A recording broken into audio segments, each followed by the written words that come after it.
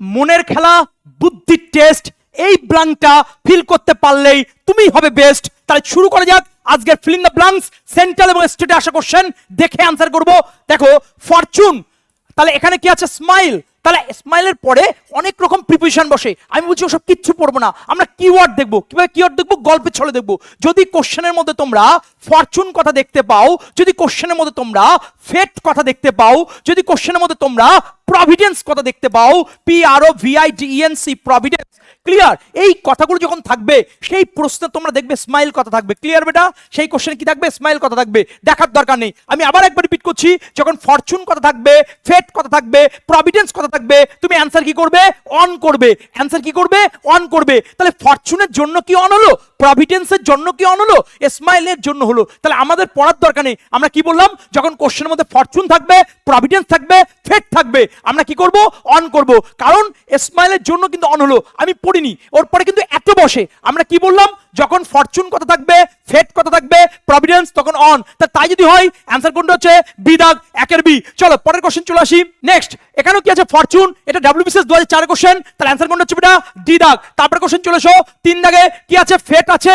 এখানে কি আছে? সিপিওর কোশ্চেন, ইমপ্রুভমেন্ট আছে, অ্যাভাব রয়েছে, অ্যাভাব হবে না, তাহলে অ্যান্সার কি হবে? অন কথাটা বসবে। তারপরে কোশ্চেন চলে এসো 4 দাগে, কোশ্চেন কি আছে? ফেট আছে, অ্যান্সার কি হবে? কমেন্টের মাধ্যমে জানাবে, এটা HW থাকবে।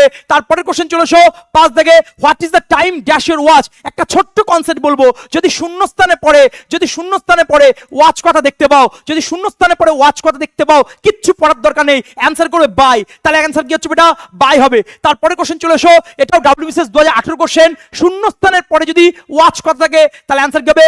বাই হবে। তাহলে 6 এর অ্যান্সার হচ্ছে এ দাগ। তারপরে কোশ্চেন চলে এসো 7 দাগে, হি ওয়াজ অফেন্ডেড। এই 7 এর অ্যান্সারটা তোমরা কমেন্টের মাধ্যমে জানাবে, কিওয়ার্ডটা কি হবে এবং অ্যান্সারটা কি হবে, এটা HW থাকবে। চলো চলে এসো 8 দাগের কোশ্চেন, প্রভিডেন্স। আমি কি পড়লাম? ফরচুন, ফেট, প্রভিডেন্স, এগুলো থাকলে কি হয়? অন হয়। তাহলে অ্যান্সার কোন হচ্ছে? বি দাগ। তারপরে কোশ্চেন চলে এসো, এ পেয়ার অফ শুজ। এই দেখো, এই ফিল ইন দ্য ব্ল্যাঙ্কসটা আমরা বলেছি বুদ্ধির টেস্ট, সেটা কিভাবে কাজে লাগাবো দেখে নাও।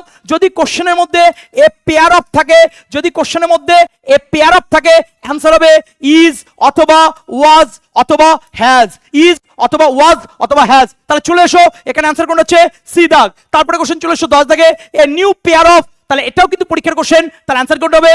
এটা কমেন্টের মাধ্যমে জানাবে, এটা HW থাকবে। দেখো আমরা কিভাবে করলাম ফিল ইন দ্য ব্ল্যাঙ্কস, সেকেন্ডের মধ্যে অ্যান্সার। তোমরা এইভাবে যদি প্র্যাকটিস করতে যাও, আমাদের ক্লাসে জয়েন করো, প্রচুর কোশ্চেন প্র্যাকটিস করা হয়, কনসেপ্ট আলোচনা হয়, তুমি দেখবে, অ্যান্সার করবে। সবাই ভালো থাকবে, সুস্থ থাকবে। পরের ক্লাসে দেখা হচ্ছে। জয় হিন্দ, জয় ভারত।